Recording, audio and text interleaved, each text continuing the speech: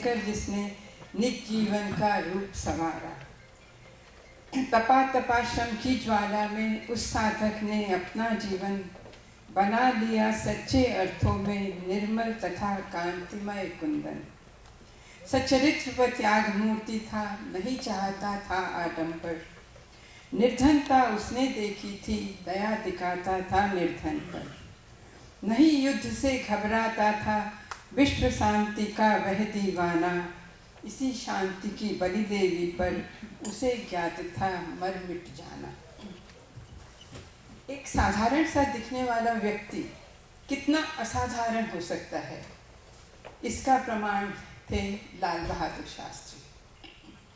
शास्त्री जी को जब प्रधानमंत्री का पद दिया गया तो सभी को लगा कि एक कमज़ोर व्यक्ति का चयन हुआ है, किंतु जब सबकी शंका निर्मूल साबित हुई, उनकी सराहनीय सूझबूझ से समस्याएं सुलझाने की शैली से सभी प्रभावित हुए। सबको विश्वास हो गया कि जिस व्यक्ति के कंधों पर भारत का भार रखा गया है वह अडिग आत्मविश्वास का स्वामी है। शास्त्री जी ने अपने प्रधानमंत्री काल में भारत को स्वावलंबन का पाठ सिखाया। जय जवान जय किसान के नारे से देश को स्वावलंबी, स्वाभिमानी और स्वयं पूर्ण भारत के सपने को साकार करने की योजना बनाई। शास्त्री जी बहुत विनोदी स्वभाव के थे। उनके जीवन के कुछ प्रसंग सुनाती हूँ। शास्त्री जी के जीवन की एक झलकी। बात उस समय की है जब लाल बहादुर शास्त्री उत्तर प्रदेश के पुलिस मंत्री थे। क्रिकेट का मैच चल रहा था। किसी बात पर दोनों टीमों में मतभेद हो गया और पुलिस को हस्तक्षेप करना पड़ा। खिलाड़ी शास्त्री जी के पास पहुँचे और बोले, हमें मैदान में कल लाल पगड़ी नहीं चाहिए। शास्त्री जी ने उनको आश्वस्त किया, बोला ठीक है, अगले दिन मैदान में लाल पगड़ी नहीं होगी। दूसरे दिन फिर से मैदान में पुलिस मौजूद थी। खिलाड़ी फिर शास्त्री जी के पास गए और बोले, आज फिर मैदान में पुलिस है। आपने कहा था, हमें आश्वासन दिया था कि आपकी बात हम मानेंगे। शास्त्री जी मुस्कुराते हुए बोले, आपकी मांग के मुताबिक मैदान में लाल पगड़ी नहीं है, आज खाकी पगड़ी है। तो ऐसे थे हमारे लाल बहादुर शास्त्री। उनकी एक दो और बातें सुनाती हूँ। भारत पाक युद्ध की एक मनोरंजक घटना है। अयूब खान ने डींग मारी कि हम नाश्ता लाहौर में करेंगे और लंच दिल्ली में, जबकि कहानी ये थी कि हमारी फौजें लाहौर तक पहुंचने वाली थी।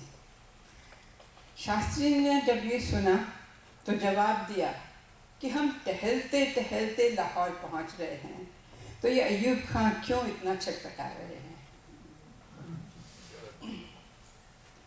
एक और किस्सा सुनिए। सन 1965 में भारत पाक युद्ध में भारत की पाकिस्तान पर विजय शास्त्री जी के कार्यकाल में राष्ट्र की उच्चतम उपलब्धि थी। उस समय की एक बात याद आती है। भारत पाक युद्ध समाप्त करने के लिए अयूब खान व लाल बहादुर शास्त्री की मीटिंग चल रही थी।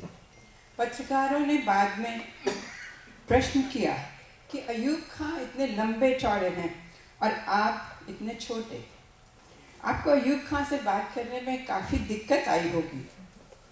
लाल बहादुर जी ने बड़े सहज भाव से उत्तर दिया, बिल्कुल नहीं।